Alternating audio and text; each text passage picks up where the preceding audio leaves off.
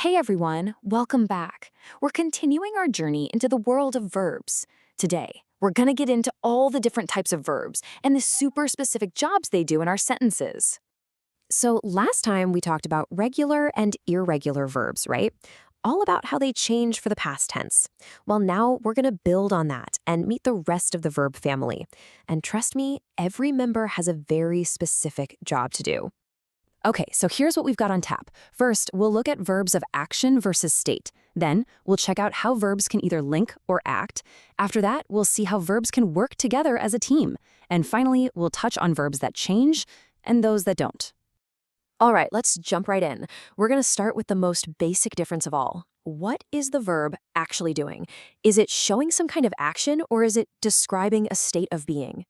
It pretty much boils down to two main groups. You've got your action verbs. These are all about doing something.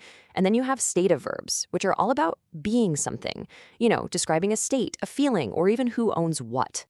So, an action verb is, well, it's exactly what it sounds like. It shows an action. This could be a physical thing, like run or jump, or even a mental action, like think or imagine. In our example, she writes a letter.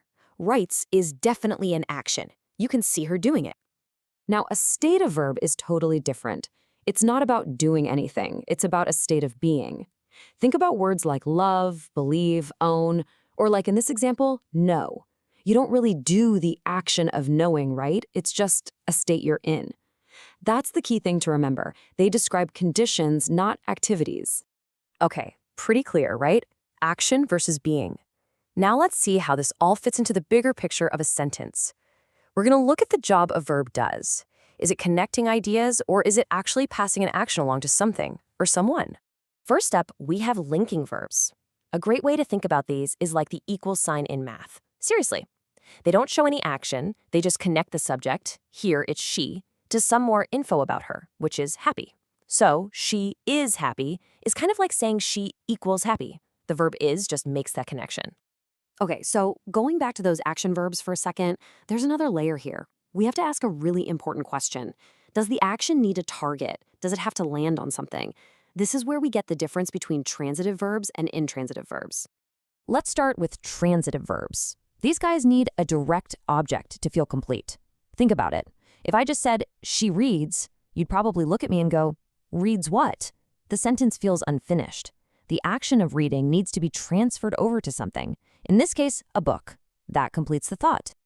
But then you have intransitive verbs, and they're the total opposite. They are completely fine all on their own. The action doesn't need to go anywhere. If we say, he sleeps, that's it. It's a full sentence. It's a complete idea. You don't need to ask, he sleeps what? The action just starts and ends with him. All right, great job so far. Now let's talk about teamwork. Because, verbs aren't always solo acts. A lot of the time, they team up in phrases to really get the full meaning across. So in any one of these verb phrases, you can think of it like a sports team. You've got your star player. That's the main verb. It carries all the main meaning.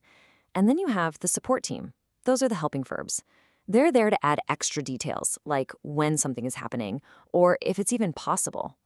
The main verb is really the heart of the action in this sentence. So here, plays tells you exactly what she's doing.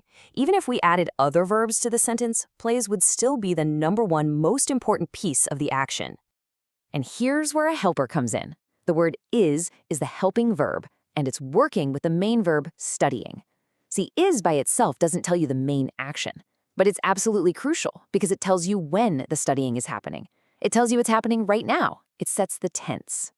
Okay, now within that group of helping verbs, there's a really cool special subgroup. They're called modal verbs. And these are seriously powerful little words. They can completely change the whole vibe of a sentence by adding ideas like ability, permission, or possibility.